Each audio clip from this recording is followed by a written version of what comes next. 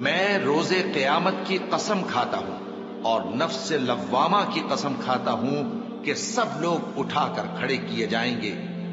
کیا انسان یہ خیال کرتا ہے کہ ہم اس کی بکھری ہوئی ہڈیاں اکٹھی نہیں کریں گے؟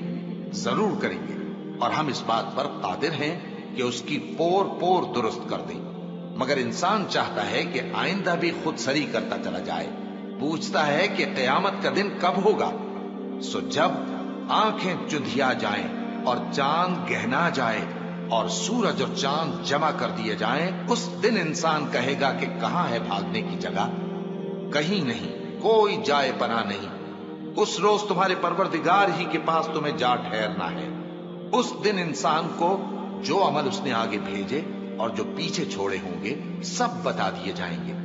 بلکہ انسان آپ اپنا گواہ ہے، اگرچہ عذر و معذرت کرتا رہے۔ اور اے پیغمبر صلی اللہ علیہ وآلہ وسلم، وحی کے پڑھنے کے لیے اپنی زبان کو تیز تیز حرکت نہ دیا کرو کہ اس کو جلد سیکھ لو۔ اس کا جمع کرنا اور پڑھانا ہمارے ذمے ہے۔ سو جب ہم اسے پڑھا کریں تو تم اس کو سنا کرو اور پھر اسی طرح پڑھا کرو۔ پھر اس کے معانی کا بیان بھی ہمارے ذمے ہے۔ مگر لوگو، تم دنیا کو دوست رکھتے ہو اور آخرت کو چھوڑے دیتے ہو۔ اس روز بعض چہرے رونقدار ہوں گے، اپنے پروردگار کی طرف نظر کیے ہوئے ہوں گے، اور بہت سے چہرے اس دن اداس ہوں گے، خیال کریں گے کہ ان کے ساتھ کمر توڑ معاملہ کیا جائے گا۔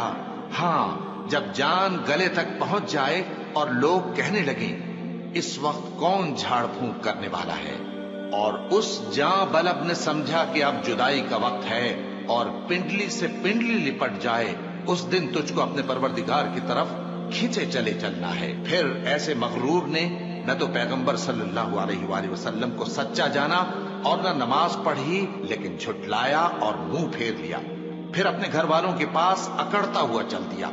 خرابی ہے تیری، خرابی پر خرابی ہے، پھر خرابی ہے تیری، خرابی پر خرابی ہے۔ کیا انسان یہ خیال کرتا ہے کہ اسے یوں ہی چھوڑ دیا جائے گا؟ کیا وہ منی کا جو ٹپکائی جاتی ہے ایک قطرہ نہ تھا، پھر لوتھڑا ہوا، پھر اللہ نے اس کو بنایا، سو اس کے اعضاء کو درست کیا، پھر اس کی دو قسمیں بنائیں، مرد اور عورت۔ کیا اس کو اس بات پر قدرت نہیں کہ مردوں کو زندہ کر دے؟